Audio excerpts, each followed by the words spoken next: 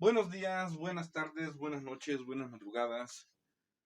Como nos quedamos antes de que se cortara el video, la Ciudad de México es tomada por los norteamericanos el 14 de septiembre de 1847 y la bandera norteamericana ondea en el Palacio Nacional en pleno 16 de septiembre, para mayor humillación.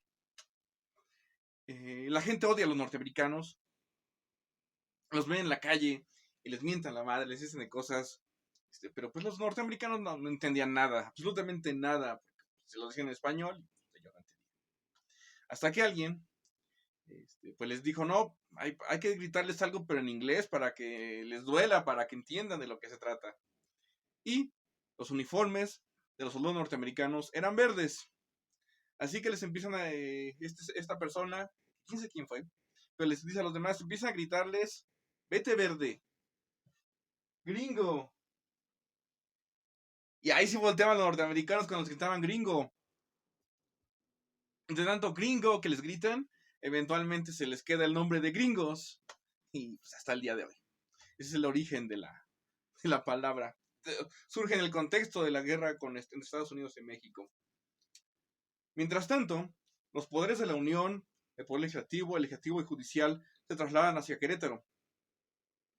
Santana, que ha perdido todas las batallas, que es el principal responsable de la derrota mexicana, termina huyendo del país otra vez. Se va a Cuba, la gente lo detesta de nuevo. Estas relaciones tóxicas, como dijimos,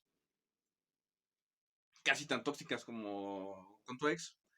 Y los mexicanos pues empiezan a preguntarse, bueno, ahora ¿qué es lo que hacemos? ¿Nos rendimos o seguimos luchando? Hay voces, ya no hay ejército con qué seguir peleando. No hay ejército porque no hay dinero para reclutar un nuevo ejército y equiparlo. Ya no se dice entrenarlo. No hay dinero. Hay voces, entre ellas el gobernador del estado de Oaxaca, en ese entonces Benito Juárez, que plantean que hay que continuar la guerra con una guerra de guerrillas. Y otros, que son los más y que al final se van a imponer, son de la idea de que pues ya mejor se firme la paz y chingue su madre esto. Del bando norteamericano pasa exactamente lo mismo. Hay voces que ya plantean que hay que terminar la guerra y otros que hay que seguir adelante hasta conquistar todo México. Conquistar todo México. Entre estas voces estaban justamente los de los estados sureños, que plantean que conquistar todo México porque ya están viendo la posibilidad de que todo ese territorio se convierta en territorio esclavista, rompiendo así el equilibrio de poder entre estados abolicionistas o estados libres y estados esclavistas, entre los estados del norte y los estados del sur.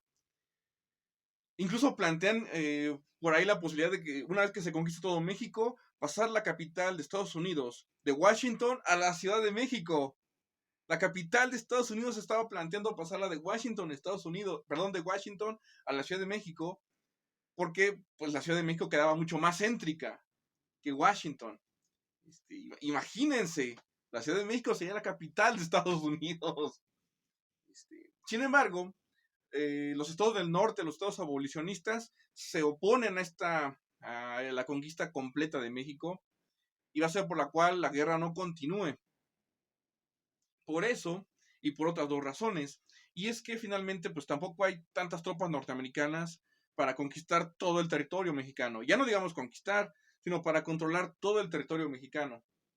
Así que eso también influye para que se decidan a no seguir la guerra con todo el país. Y la última razón por la cual también se decide ya no continuar la guerra, sino pararla y llegar a un acuerdo de paz, es el hecho de que pues, los norteamericanos sí querían el territorio, pero lo querían sin mexicanos. Los norteamericanos veían a los mexicanos como una población pues de puros indígenas, morenos, católicos, borrachos, huevones, inútiles. Los veían como un pueblo decadente, con un montón de defectos, que si entraban en contacto con la población norteamericana, que una población blanca, protestante, trabajadora, llena de virtudes, esa población norteamericana se iba a corromper en contacto con los mexicanos. Por eso no querían territorios donde hubiera núcleos de población importantes de mexicanos. Querían territorios libres de mexicanos. Por eso se quedan al final con los territorios del norte. Y en las negociaciones de paz es justamente eso lo que ocurre. El gobierno, al año siguiente, en febrero de 1848, se firma el Tratado de Guadalupe Hidalgo. En ese tratado se establece que México va a reconocer, en primer lugar, la independencia de Texas, cosa que no había reconocido en su momento cuando Santana pues fue obligado a firmar el reconocimiento de independencia de Texas tras ser capturado en San Jacinto. Esta vez, ahora sí, el Congreso mexicano reconoce que perdió Texas, reconoce que Texas se independizó y que estaba en su derecho de formar parte del territorio norteamericano. Así que ya, con eso olvídense de Texas, olvídense de la tonta Texas. Establecen el reconocimiento de independencia de Texas y también se reconoce que México deberá entregar los siguientes territorios: lo que hoy es California, lo que hoy es Utah, Nuevo México, Arizona y también parte de Chihuahua y parte de Sonora. Chihuahua era un estado todavía más grande del estado que conocemos hoy. Le quitaron territorio para dárselo también a norteamericanos y lo mismo pasa con Sonora, le quitan territorio. Y también este proceso de reconocimiento de Texas se reconoce que la frontera sur de Texas no es el río Nueces, sino el río Bravo, tal como decían los tejanos. México entrega todo eso. ¿Y qué recibe a cambio? Estados Unidos se comprometía, según ese tratado de Guadalupe Hidalgo, se comprometía a pagar 13 millones de pesos como indemnización. 13 millones de pesos como indemnización. Es una suma irrisoria, es una burla. El territorio que se entrega vale mucho más que esa pinche suma de 13 millones de pesos. Piensen que nada más en California, al año siguiente de que se firma y que se termina la guerra, en 1849 descubren minas de oro en California e inicia una fiebre del oro en ese estado. Es mucho más dinero, es mucha más riqueza la que se genera en esas minas de oro que lo que pagaron los gringos de indemnización. Y además está bien raro que, está bien curioso, que apenas un año después de que termine la guerra, al año siguiente encuentran oro. Así de qué casualidad. Lo más seguro es que realmente pues ya habían ubicado que había minas de oro en California y que justamente por eso estuvieron empujando al Congreso norteamericano para que declarara guerra a México. Bueno, cosas que pasan. Que por cierto, a raíz de esa fiebre del oro, es que el equipo de California recibe justamente ese nombre de los 49. El equipo de San Francisco recibe ese nombre de los 49. Bueno, eso es lo que pasa en ese momento.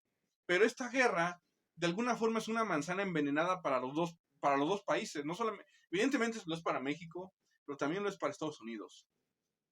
Entre las consecuencias, como recordarán, vamos a empezar con las consecuencias para Estados Unidos. Se le quita los oídos. A Estados Unidos tiene como consecuencia lo siguiente. Primero, rompe por completo el equilibrio político en Estados Unidos.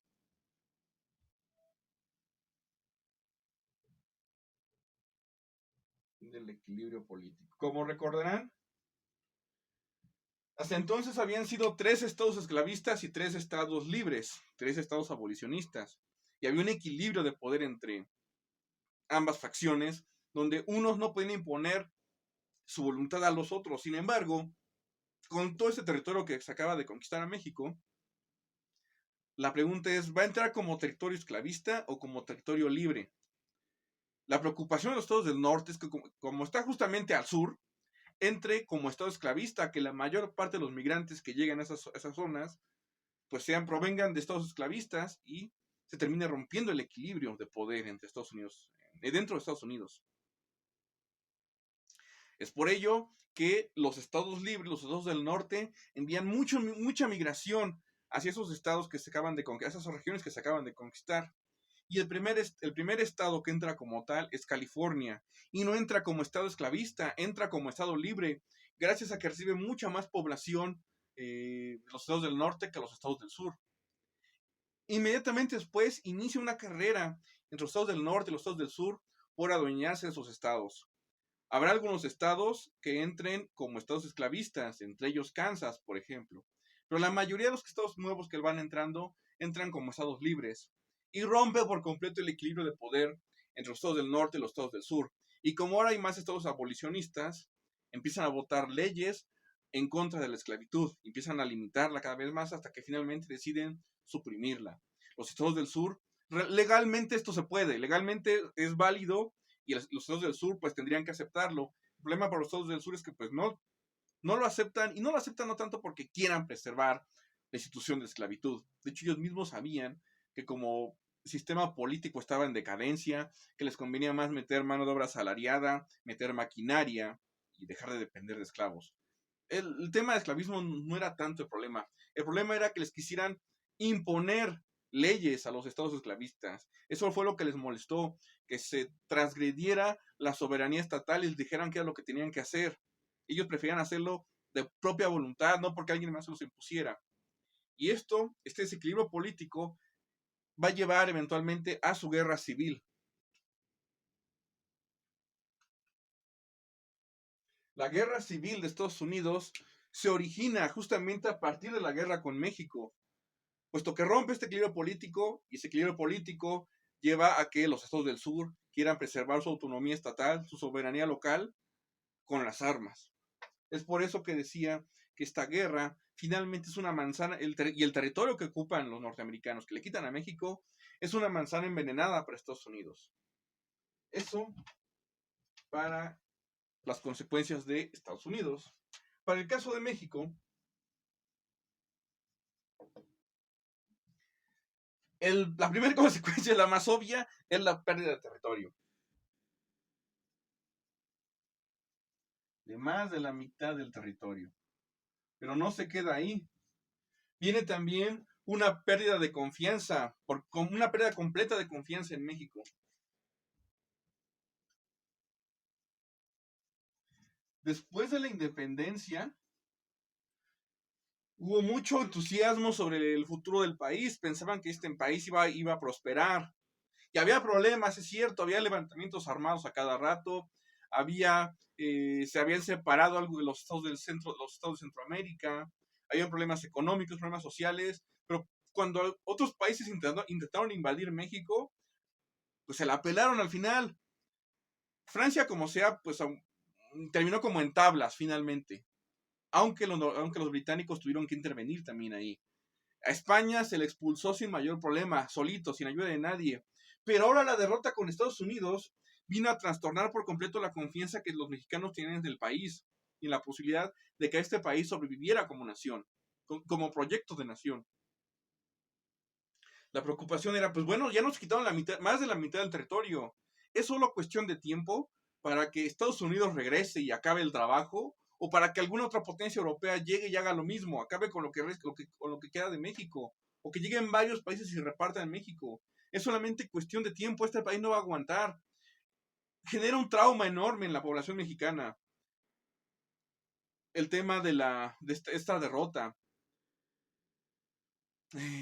Es el momento más oscuro en la historia de México. Desde que México se independiza hasta el día de hoy, es el momento más oscuro en la historia de México. Ha pasado por momentos difíciles y muy complicados antes y después. A lo largo del siglo XIX volverán a ocurrir esos momentos oscuros.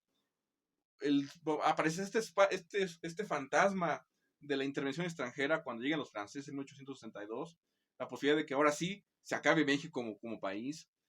Otro momento oscuro va a aparecer con la Revolución Mexicana, y aparecerán muchos momentos oscuros, ya sea por factores económicos, por factores sociales.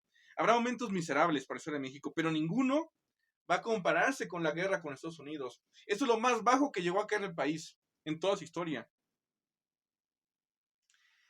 Y de esa magnitud es el trauma para los mexicanos. De ese entonces y pues hasta el día de hoy, los mexicanos no nos acordamos de recuperar Centroamérica. Nos acordamos de que hay que recuperar el sur de Estados Unidos que nos pertenecía. De eso sí nos acordamos, porque todavía es un evento traumático desde el punto de vista histórico y social para los mexicanos. Pero esto también genera una radicalización política.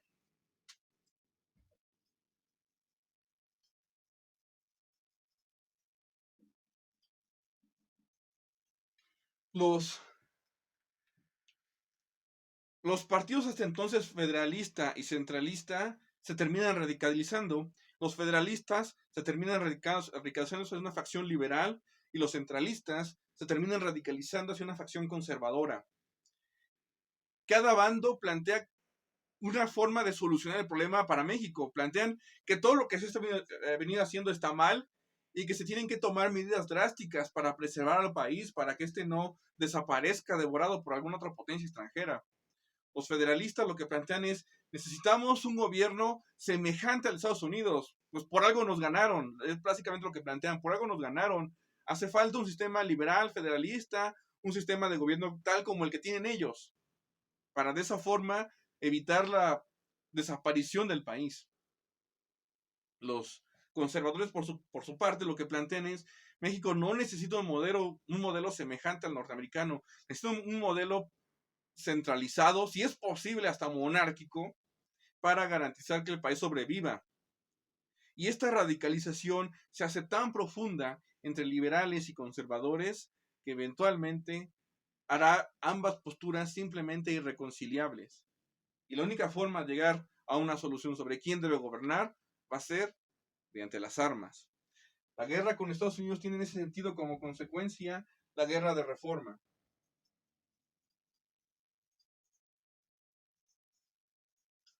México vivirá también su propia guerra civil. De modo que para ambos países, tanto para el que gana como para el que la pierde, esta guerra al final condujo a otra guerra civil en cada país. Está rarísimo. A este le estalló antes, en 1857, 1858, le va a durar 3 años. A este le va a ensayar después, hasta 1861, pero va a durar 5 años en guerra. Que además va a ser su guerra más sangrienta en la historia de Estados Unidos. Ni las dos guerras mundiales se compararon con el nivel de mortandad de la guerra civil. Piensen que nada más en la Segunda Guerra Mundial murieron unos 250,000 norteamericanos. En la Segunda Guerra Mundial. En su guerra civil van a morir 1,000,000 de hombres. 1,000,000 de hombres frente a 250,000 de la Segunda Guerra Mundial. Ninguna guerra del siglo XX, en las dos guerras mundiales, ni Vietnam, ninguna le generó tantas muertes los norteamericanos. Y encima fue una guerra que además se peleó en su propio territorio. Sus civiles la vivieron en carne propia, sobre todo los civiles del sur. La población del sur fue prácticamente tratada como un territorio conquistado por las tropas del norte. Hubo abusos de todo tipo, saqueos, violaciones, muertes. Y encima es una guerra que además termina enfrentando no solamente al país entre sí, sino que enfrenta a familias entre sí. Familias que viven en el norte, familias que viven en el sur, se terminan encontrando los primos en el campo de batalla. O amigos se encuentran en el campo de batalla también. Y se tienen que matar entre ellos. De tal modo que por estas razones, para los norteamericanos, esta será su guerra más sangrienta, y la más sangrienta y la más traumática de la historia de Estados Unidos. Y la tuvieron como consecuencia de la guerra con México. Pero bueno, ya, allá los gringos, problema de ellos. México todavía enfrentará sus propios problemas y varios a raíz de esta guerra. Pero de eso hablaremos en el siguiente video cuando abordemos el tema de la revolución de Ayutla, el momento en el que esta radicalización política eclosiona. Nos vemos hasta entonces.